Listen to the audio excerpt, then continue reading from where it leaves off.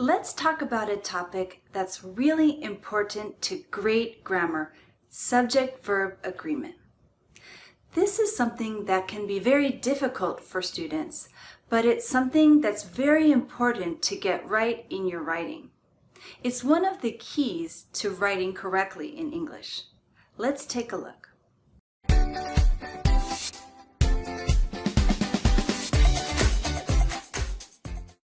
Unless you have a sentence like sit down, come in, go away, something like a command, then every sentence in English needs a subject. And just a quick review, a subject is who or what is doing the action in a sentence. For example, in this sentence, the cat is orange, the subject is the cat. Or the girls play soccer, the subject is the girls. A subject can also be a pronoun. For example, he rides a bicycle, the subject is he. Or they live in Canada, the subject is they.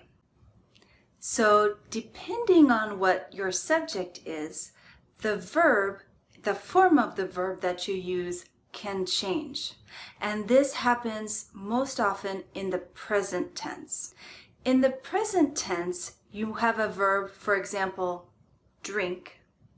And if your subject is he, she, or it, you'll use an S on the verb. So it would be he drinks. She drinks. The cat drinks.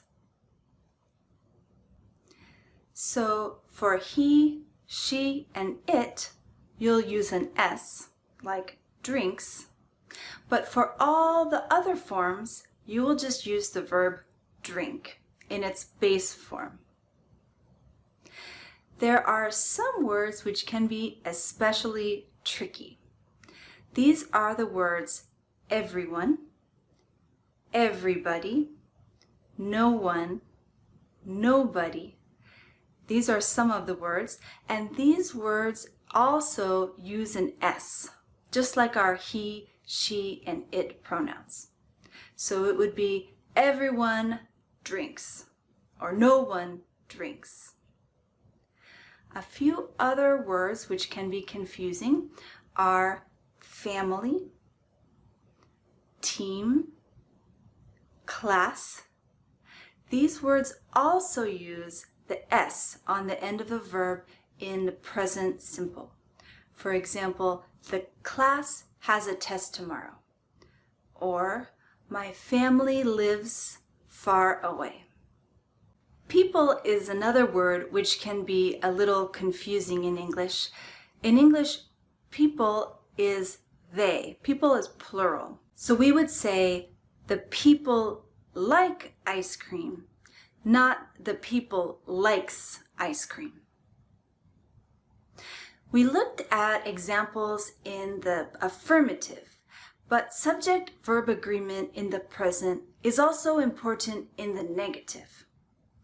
In the negative, when we have he, she, it, we'll use does not or doesn't and the base verb. For example, he doesn't want pizza. Or she doesn't live there. The class doesn't have homework today. For the other forms, we'll use do not or don't. For example, those people don't live here. So to review, every sentence in English, unless it's a command, every sentence is going to have a subject and a verb. The subject and the verb need to agree.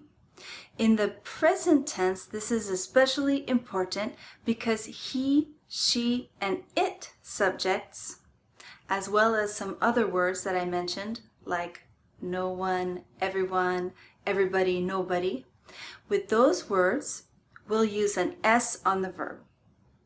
In negative, we'll use does not or doesn't plus the base verb. So in this video, we looked at important aspects of subject-verb agreement in the present tense. Subject-verb agreement is also important when we use the verb be. So I hope you check out my next video, Subject-Verb Agreement with the verb be. Thanks for watching.